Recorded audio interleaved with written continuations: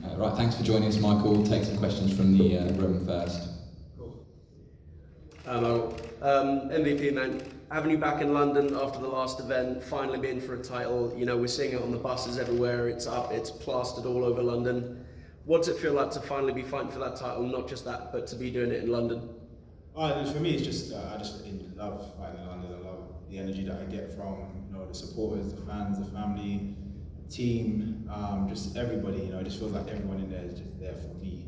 And you guys have seen me before, just bounce off energies full stop. So when I get big energies, I just love to show out. So it just feels great. Obviously, for me, the belt is a cherry on top, but I'm going to go out there and do what I do normally, regardless of it as a belt. It wasn't a belt. So yeah, no, it feels good.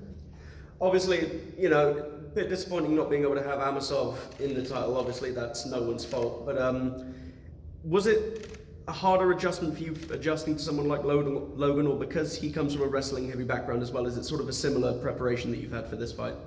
It's definitely a different. Although they're both exceptionally good at wrestling, it's different styles of wrestling.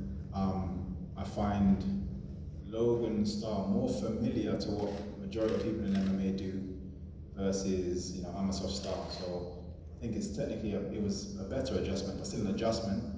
It's always going to be difficult full stop. But yeah, no, we have to adjust and just move on. And for me, it's just like getting any change of opponent at any time. You know what I mean? It's in my whole career, I've had constant pullouts and change of opponents, which is quite common, it's quite normal.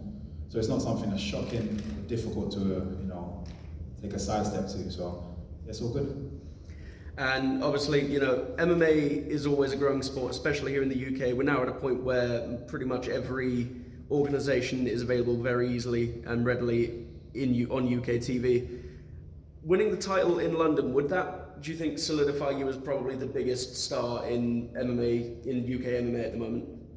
Anybody that doesn't understand that already is blind. Apologies. No, I don't believe I need a belt to do that.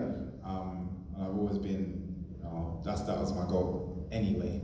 I think I've done enough to have proven myself.